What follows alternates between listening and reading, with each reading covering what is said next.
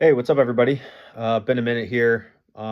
Just wanted to get together and talk about how your margins are on the downturn, on the downtrend, and it's looking like it's going to be like this for the foreseeable future. Even given all the hype around Ascended Heroes and everything else, it looks like I guess, like the TCG space as a whole uh, is making a pretty large adjustment, and I think it's here to stay. Um, Now, before we get into that, just wanted to give kind of like a little update on the wholesale program, kind of where we are with products and deliveries and things like that. I know that Phantasmal Wave 2 is currently not here yet. I have not gotten tracking. I should be getting that. I'm hoping this week. Fingers crossed. Who knows? But if not this week, I would think next week. And then from there, obviously going to prioritize getting that out. We are shooting to try to have all the Phantasmal out to everybody in December. But obviously, my hands are tied. I can only do what I can do with the product I have. Um, that being said, Mega Charizard UPCs Wave 2 still has not shipped. It sounds like I listened to a couple videos that potentially is not coming directly from Pokemon and instead coming from directly from the printers. We'll see how that goes and if that's actually true. But lots of Charizard UPCs coming for us specifically in Wave 2. So really excited to get our hands on those and get those out to everybody. Um, Outside of that, yeah, let's just jump right into it.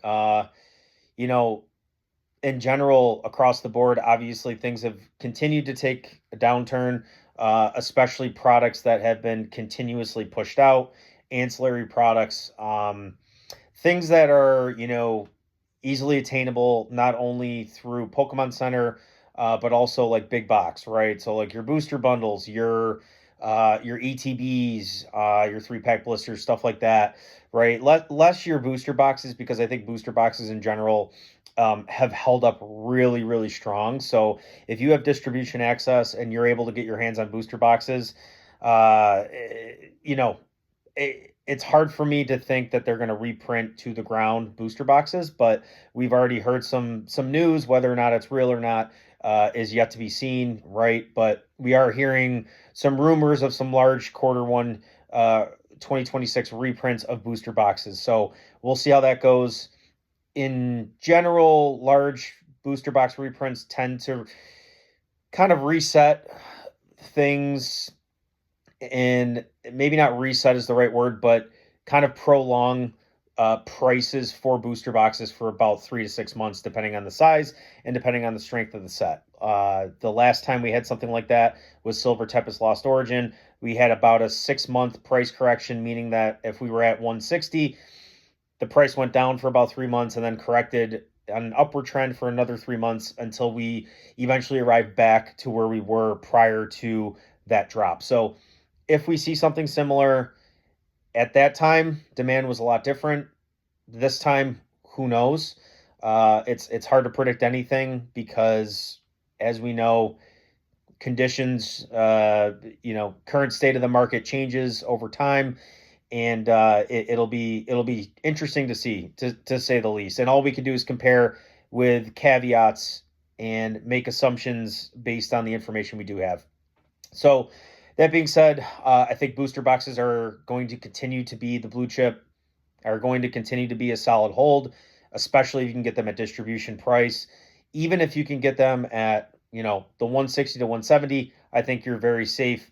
I think it's going to be really, really tough to see a set unless it's really, really weak or at least has the perception of being weak with the public, of booster box prices dropping below $200. I think it's going to be tough. I think there's too much demand. I think that, like we have talked about on this channel before, and like a lot of others talk about, crashes cannot happen if everyone's expecting them to happen. Everybody, not everybody, but as we go through market cycles more and more, and this dates back from 2016, and granted, I was not here during 2016. I got back into this in 2019. I've been through a full market cycle at this point, and some. We're going back into a bear market, so this will be the second bear market I'm a part of. Um, it it's interesting to see. The last time this happened, right? The last time there was a bear market in 2022, 2023, it did feel like we were never really going back. The sets coming out were stale, at least for us at the time, and it didn't look good in terms of a future outlook. Now, that being said, at the time it didn't feel that way, but for those who stuck around, we knew, this is just the way it goes. Not every set's a home run, not every era is a home run for the whole era. You're going to have some winners, you're going to have some losers, you're going to have highs, you're going to have lows in the market and the economy. And we ultimately came out of that, and here we are today, coming out of our other bull market that followed that. But each time that happens, you have some percentage of people that leave and some percentage of people that come in and stay, right? So, and I don't have data to support this, but I do believe with the hobby growing the way it is and the amount of exposure it gets every time we have a hype train, hype cycle, whatever you want to call it, I believe that the net between the amount of people who leave versus the amount of people who come back is a positive.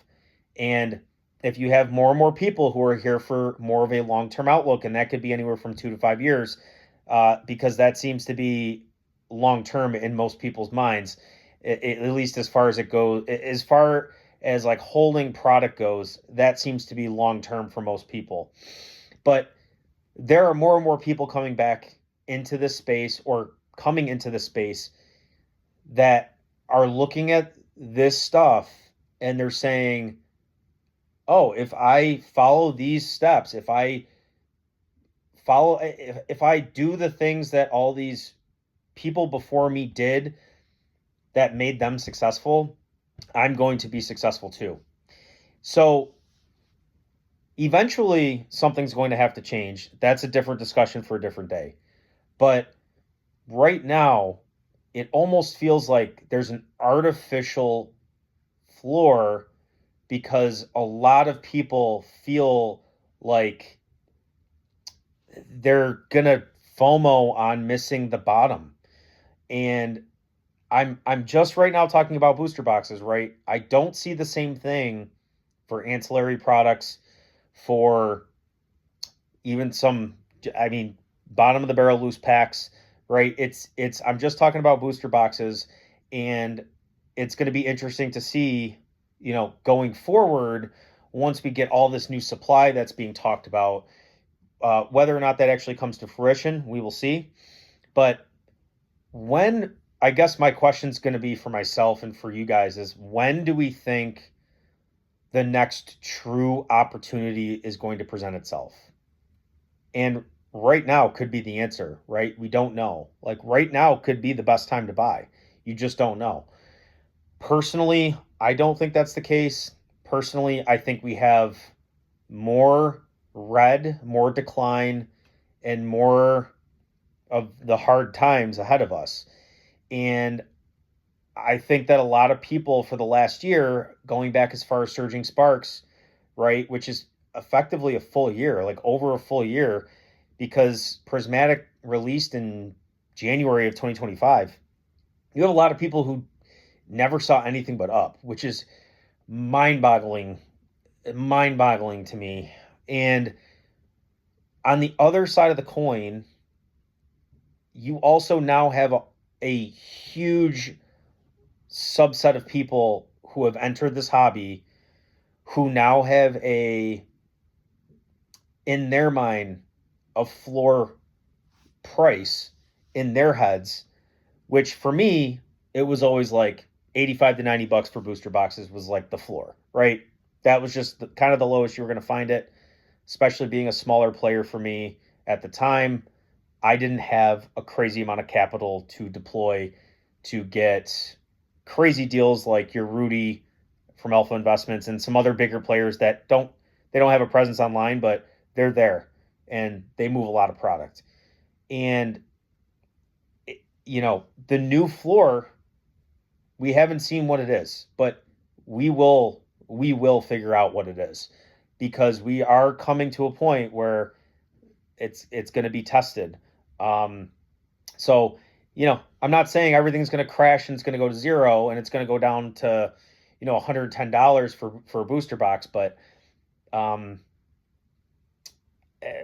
people are going to be tested, and it all comes back to the title of this video and the point I'm trying to make, which is your margins are going to start to get eaten up, and the people who really have the long-term outlook and the long-term perspective in this hobby are going to find a way to make it work. They're going to find a way to stick it out, to capitalize on this opportunity, right? Because when things get tough, it's the tough people who stick around.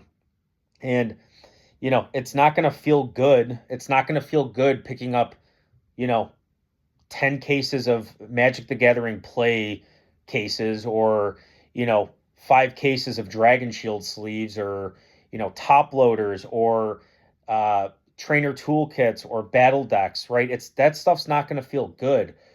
But those are the types of things and purchases that you need to do in order to get a leg up for the next time the hot sets come out, the next time the bangers happen, like your team ups, your evolving skies, your prismatic evolutions, your 151s. You cannot build a relationship and develop a huge chunk of allocations unless it's in a downturn when nobody wants product and people are taking a step back. So what I mean by this is, yes, your margins are going to go down. And yeah, you might start to get more product as a result of that, because more and more people are going to step away. You should try to get just as much product, if not significantly more, as we go into this downturn compared to what you had before, even though the margins are tighter. Find a way, even if you have to break even if you have to sell at cost, those moves are the moves that are going to set you up for the future. And it's those people who understand that. Those people were able to capitalize on this last 1-year bull run, and it shows. Like, it's very, very easy to tell who was doing the right things and who kind of just here at a superficial level, and they care about the bottom dollar, and they don't understand how relationship building works, and they don't understand that, relationships are not transactional, at least long-term sustainable relationships. They are not transactional. You need to have a two-way street, which means that in down times, when your distributors or your sources or people selling product in large volumes, when they have other people who step down or take a step back, you step up. You go to them and you say, what do you need help with, right? Like, how can I help? What can we move? And it's those types of things that are really going to set you up for the future, especially when we get into the next crazy cycle. It's going to happen. Every time we get into this situation, we tell ourselves it's never going to happen again. It doesn't feel good. It's not possible. That's exactly how 2023 felt when Scarlet Violet, the first half, the first quarter, whatever, first third came out. It was tough. It was hard at the time to make yourself believe, yeah, this is the right thing to do. And we're going to go back into that, and it's going to happen. And, it's those people who do what other people aren't, basically the people who are doing what others aren't. Those are the people who are going to be rewarded. So don't shy away just because your margins are going down. Go after more, right? And I know it's going to be challenging, right? And I'm not saying pick up 20 grand of product on every release and sit on half of it or sit on 75% of it. That's not what I'm saying. Volume in this industry, in this hobby, is valuable. So try to figure out a way to move large amounts of product, because you will be rewarded in the long term. That's just the way it goes. So I am gonna I did start to put together a little like almost like heat map of um different booster boxes based on the strength of the set, based on the entry point, based on your exit point and your exit year, meaning how long you've been holding onto the box, and kind of modeling that based on some of the prior sets before us, like your Evolving Skies, which I would say is like an S tier set, down to, maybe like a Vivid Voltage, a Scarlet Violet base, right, which would be lower, like below average set, and somewhere in between there, right? Like three kind of curves, three kind of, um, you know, third order polynomial, regressions that are not, they're not super sophisticated, but they give you some kind of visual, right? That's really what I'm trying to get at. So I may go into that in the next video and kind of give you guys a breakdown, like visually, what I think about when I try to pull the trigger on investments, right? Or things that I think are good potential investments for myself. So that's something I will probably pull out here. And the other thing too, I'm not going to do. Let me rephrase this. Please leave a comment if you guys are actually still watching at the 16-minute mark. Leave a comment below if you think that you would be interested in participating in some sort of giveaway, right? Let's say I come out on the next video and I say, hey, we're giving away a booster bundle of Mega, or we're giving away a booster bundle of 151. Is that something you'd participate in? I do want to kind of take a little bit more credit with the content that I've been putting out, just transparently, and maybe put a little bit of an investment into this in the form of giveaways. So obviously with the giveaways, if you participated, you'd have to like, comment, subscribe, all that stuff. So if you're interested in something like that, just comment below and say, yeah, I'd be interested in the giveaway. That it's simple as that.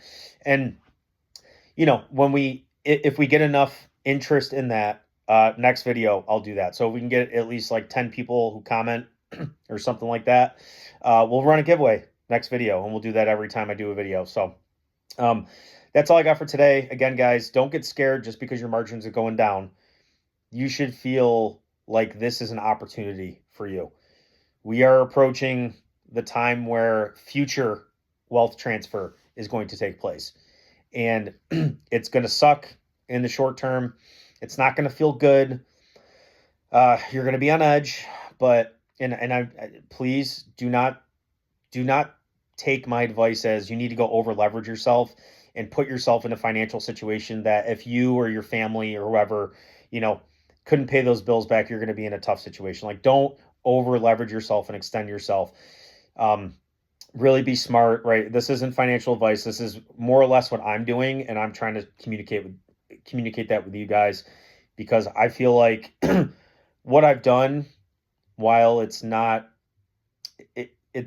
different or new, it's something that a lot of people aren't willing to do, and they're not willing to sacrifice and put in the time and go through the pain of like buying product with booster packs in them that are like $2.40 a piece, and sitting on them and growing your allocations and growing your volume. So I've been there and I've done it, and I'm telling you right now, if you could find a way to make it work and make the volume work and grow, which now we're getting to a point where you can, you're potentially going to see some really, really awesome, returns in the future when we start to get back into that ultimate bull run that, we're just getting out of now for the last year. So that's all I got for today, guys. Appreciate you guys sticking around and listening to me ramble as always. And again, if you're interested in the giveaways, leave a comment below. Let me know. If I don't know people are interested, or if people aren't going to participate, I'm not going to do the giveaways. So please let me know. Be vocal, and appreciate you guys for the support. I'll see you guys next time.